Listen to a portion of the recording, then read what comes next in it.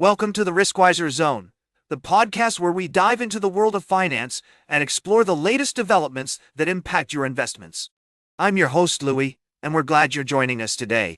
We're starting off with a story that's been making waves in the global economy. The ongoing trade tensions between nations have been a major concern for investors, and it seems like things are about to take another turn. U.S. President Donald Trump has announced plans to implement a 50% tariff on certain imports, which is likely to have far-reaching consequences. To break it down, copper futures in London have already started to feel the heat, with prices dropping as much as 2.4% on the London Metal Exchange.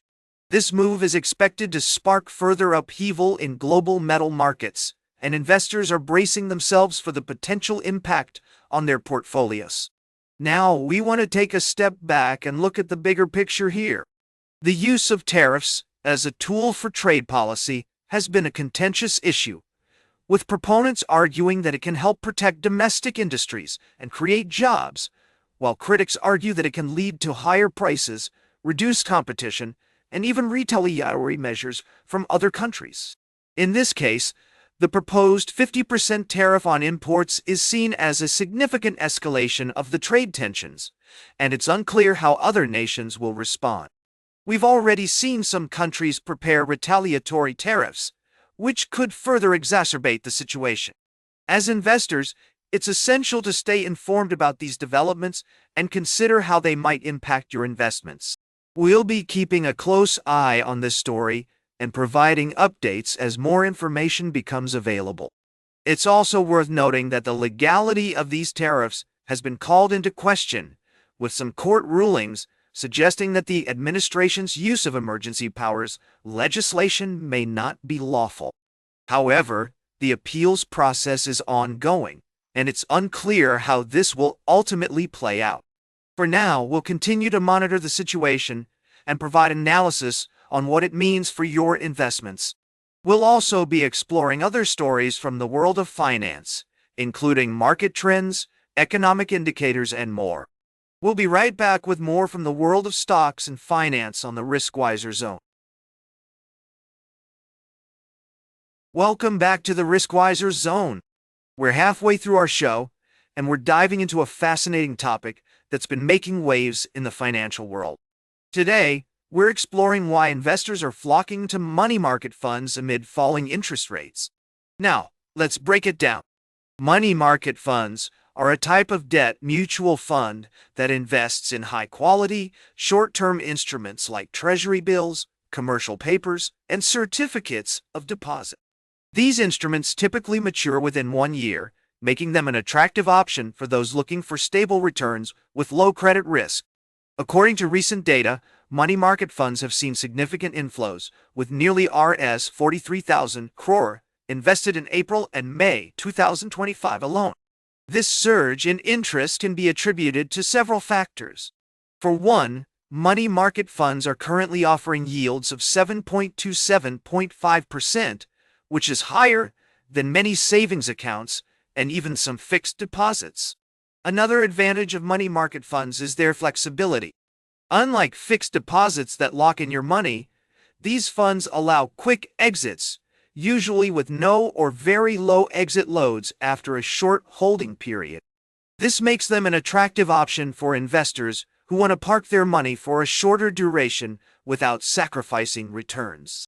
Now, it's essential to note that money market funds are different from liquid or overnight funds. Overnight funds invest only in securities with one-day maturity, carrying virtually no interest rate or credit risk, but offering lower yields. Liquid funds, on the other hand, invest in instruments with a maturity of up to 91 days, offering slightly higher yields than overnight funds. When choosing a money market fund, investors should look for funds with high exposure to AAA-rated or sovereign instruments to minimize default risk. They should also check if the fund has an exit load for redemptions within the first few days, and consider funds with a consistent performance track record and reasonable assets under management for better liquidity and lower volatility.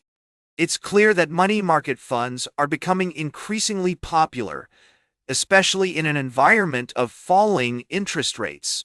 As investors continue to navigate the complex world of finance, it's crucial to stay informed and make educated decisions about their investments. Stay tuned for our final story of the day, right here on the Riskwiser Zone.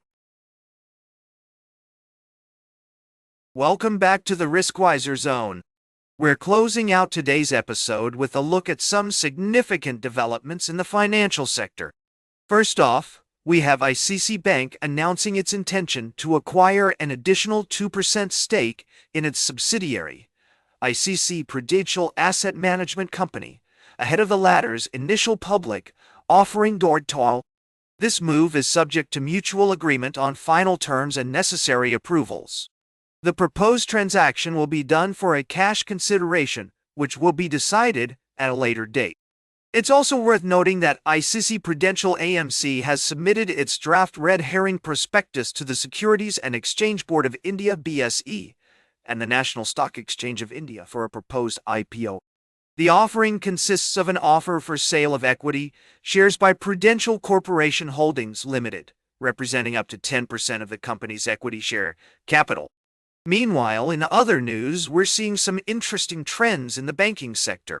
ICICI Bank, along with other major banks like HDFC Bank and SBI, are making headlines with their growth strategies and stake acquisitions.